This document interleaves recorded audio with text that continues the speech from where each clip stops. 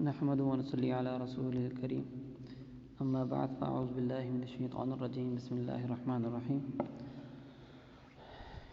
اسلامیات لازمی سورۃ الانفال اور سورہ انفال کا سبق نمبر 3 الدرس الاول جیم جز۔ آج جو آیات کا ترجمہ پڑھیں گے وہ آیات ہیں آیت نمبر 24 اور 25۔ بسم اللہ الرحمن الرحیم۔ یا ایہا الذین آمنوا استجیبوا للہ وللرسول اذا دعاکم لما یحییکم واعلموا ان اللہ یحول بین المرء وقلبہ وانہ الیہ تحشرون۔ پہلے اس کا لفظی ترجمہ دیکھ لیتے ہیں۔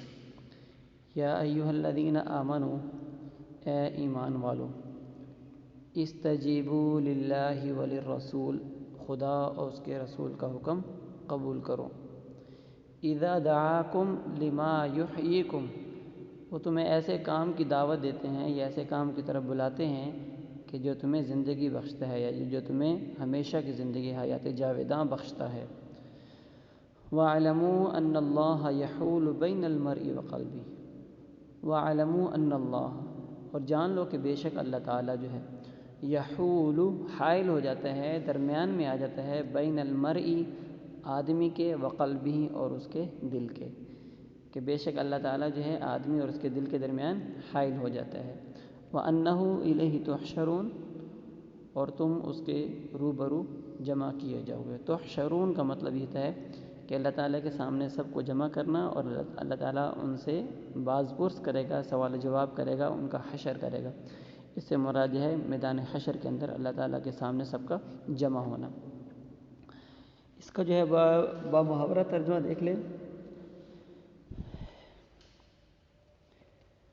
مومنو، خدا اور اس کے رسول کا حکم قبول کرو، جبکہ رسول خدا تمہیں ایسے کام کے لیے بلاتے ہیں جو تم کو زندگی جاوداں، جاوداں کا مطلب ہوتا ہے ہمیشہ رہنے والی زندگی بخشتا ہے۔ اور جان رکھو کہ خدا آدمی اور اس کے دل کے درمیان جو ہے وہ حائل ہو جاتا ہے، اور یہ بھی کہ تم سب اس کے روبرو جو ہے وہ جمع کیے جاؤ گے۔ پہلے لفظی ترجمہ بتایا گیا ہے اور اس کے بعد جو ہے وہ بامحاورہ ترجمہ۔ لفظی ترجمہ پڑھنے سے جو ہے وہ آیت کو سمجھنا آسان ہو جاتا ہے، تو پہلے لفظی ترجمہ یاد کریں جو ٹکڑوں میں جو ہے وہ لکھا گیا ہے، اور اس کے بعد جو ہے وہ مکمل آیت کا ترجمہ جو ہے اس کو یاد کر لیں۔ اس کے بعد ہے آیت نمبر 25۔ وَاتَّقُوا فِتْنَةً لَا تُصِيبَنَّ الَّذِينَ ظَلَمُوا مِنْكُمْ خَاصَّةً وَاعْلَمُوا أَنَّ اللَّهَ شَدِيدُ الْعِقَابِ۔ وَاتَّقُوا، اور ڈرو، فِتْنَةٌ، اس فتنے سے، یعنی اور اس فتنے سے ڈرو، لا تصیبن الذین ظلموا منکم خاصہ، جو خصوصیت کے ساتھ انہی لوگوں پر واقع نہ ہوگا جو گنہگار ہیں۔ یعنی اس کا مطلب یہ ہے کہ صرف انہی لوگوں پر وہ فتنہ واقع نہ ہوگا، یا یوں کہہ لیں کہ جو آزمائش ہے اللہ تعالیٰ کی، اس کے اندر صرف گنہگار ہی شامل نہیں ہوں گے، بلکہ وہ لوگ بھی شامل ہوں گے کہ جو لوگوں کو گناہوں سے منع نہیں کرتے۔ جو خصوصیت کے ساتھ انہی لوگوں پر واقع نہ ہوگا جو گنہگار ہیں۔ وَاعْلَمُوا أَنَّ اللَّهَ، اور جان لو کہ اللہ تعالیٰ شدید العقاب، سخت عذاب دینے والا ہے۔ اس کا بامحاورہ ترجمہ دیکھ لیں۔ اور اس فتنے سے ڈرو جو خصوصیت کے ساتھ انہی لوگوں پر واقع نہ ہوگا جو تمہیں گنہگار ہیں، اور جان رکھو کہ خدا سخت عذاب دینے والا ہے۔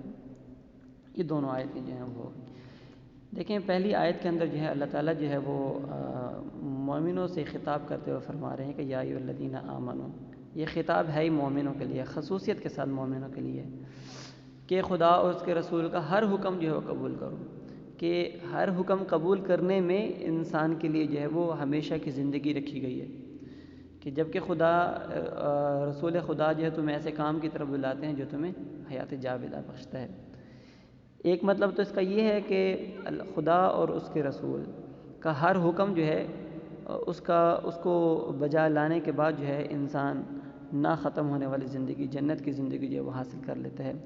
اور دوسرا مطلب اس کا یہ ہے کہ رسول خدا جو ہے وہ تمہیں جہاد کی طرف جو ہے وہ بلاتے ہیں، کیونکہ سورہ انفال کا ذکر ہے، سورہ انفال کے اندر غزوہ بدر کا ذکر ہے، اور غزوہ بدر کے اندر جو مومنوں کے اوپر جہاد فرض ہو گیا تھا۔ تو اگر مومن جہاد کے اوپر قائم رہیں تو جہاد جو ہے وہ قوموں کو زندہ رکھنے کا سبب بنتا ہے۔ اور دوسری آیت کا جو مفہوم ہے وہ یہ ہے کہ مسلمانوں کو گناہوں سے منع نہ کرنا یہ بہت سنگین جرم ہے کہ اپنے مومن بھائی کو جو ہے وہ گناہوں میں پڑتا ہوا دیکھ کر یا خود خاموش رہ جانا ہے، یہ بہت بڑا ظلم ہے۔ تو اللہ تعالیٰ فرماتے ہیں کہ اللہ تعالیٰ کی طرف سے جو آزمائش آئے گی یا جو عذاب آئے گا یہ صرف انہی لوگوں پر نہیں ہوگا کہ جو گناہ گار ہیں یا جو گناہ کرتے رہے ہیں، بلکہ وہ لوگ بھی اس میں شامل ہو جائیں گے کہ جو اپنے مومن بھائیوں کو ان کے گناہوں سے جو ہے وہ منع نہیں کرتے تھے۔ اس لیے امر بالمعروف اور نہی عن المنکر کا کام جو ہے وہ تسلسل کے ساتھ جو ہے وہ ہوتا رہنا چاہیے، تاکہ گناہوں کو یا معصیت کو یا برائی کو کھلی چھٹی نہ مل جائے، بلکہ اس کے آگے جو ہے وہ باندھنا چاہیے لوگوں کو، اپنے بھائیوں کو، مسلمانوں کو گناہوں سے جو ہے وہ روکنا چاہیے، برائی سے روکنا چاہیے۔ آپ نے جو ہے ان دونوں آیات کا بامحاورہ ترجمہ جو ہے اپنی جہاں پر بھی آپ وہ ویکیشن کا ورک کر رہے ہیں وہاں پر آپ نے جو ہے اس کا ہوم ورک کرنا ہے دونوں آیات کا۔ پہلی جو آیات ہیں 4 آیات وہ آپ کو پڑھا دی گئی تھیں، اس کے آگے سے یہ سلسلہ شروع کیا گیا ہے، تو جہاں آپ نے پہلی 4 آیات جو ہیں وہ لکھی ہیں اسی کے آگے جو ہے آپ نے یہ 2 آیات بھی لکھنی ہیں۔ یہ سب ختم ہوتے ہی جو ہے انشاءاللہ پھر اس کا ٹیسٹ لیا جائے گا۔ السلام علیکم ورحمۃ اللہ وبرکاتہ۔